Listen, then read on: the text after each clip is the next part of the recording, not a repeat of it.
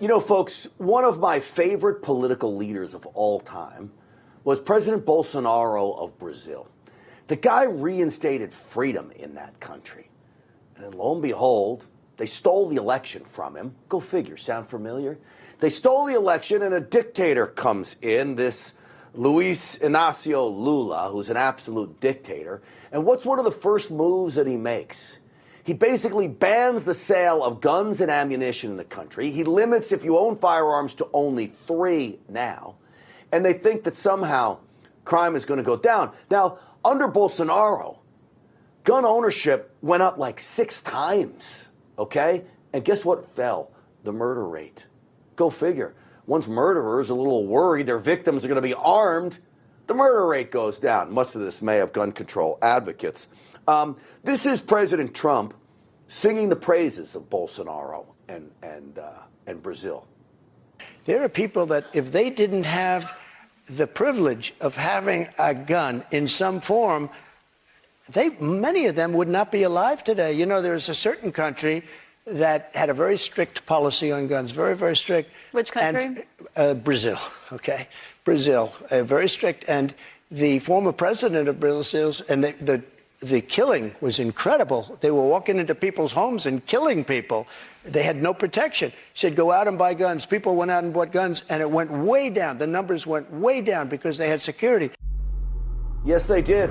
And what does the dictator Lula do? Takes away guns from the people. What does dictators do when they want absolute control? They disarm the people. That's what's going on in Brazil again. I don't know. It's very sad. Well, a buddy of mine over at the Crime Prevention Research Center, you know him, Dr. John Lott, offered up a little wager to 12 prominent academics, members of academia, gun control advocates. Said, I'll bet you $1,000 that the murder rate doesn't drop in Brazil now that you got all this gun control. How many of the people took the bet? Let's ask Dr. John Lott that question. Dr. Lott, welcome to the program.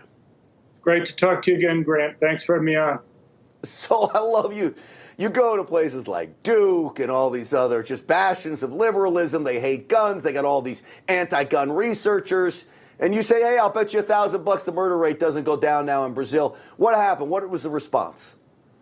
I couldn't get any of them to take my bet. You know, the amazing thing is these guys have absolutely no problem going and talking to the press, making predictions about what's going to happen. You know, when Bolsonaro became president, many of these people were out there publicly predicting huge increases in homicide rate. Dan Webster from the Bloomberg School of Public Health at Johns Hopkins was predicting that each 1% increase in gun ownership would result in 0.6% increase in murders. Well, guess what? They increased gun ownership by, as you say, over 600%.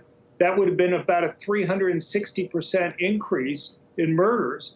Instead, murders fell by 34%. You think that there's a relationship there? And of course, as you mentioned, the very first thing that that Lula has done, the very first executive order that he signed on his first day in office, was to ban the sale of new guns, ban the sale of ammunition, force people to eliminate any guns that they had over 3.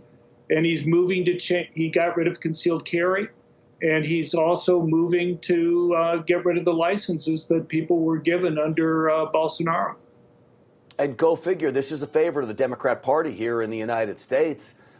Same things happened with the election. All the same shenanigans that happened with the election here with the mail-in ballots, the counting, the late-night drops. All of it happened in Brazil, I think, to steal the election from Bolsonaro. One of the researchers you made a bet with, I got such a kick out of this quote. I was reading your article about this in The Federalist, John.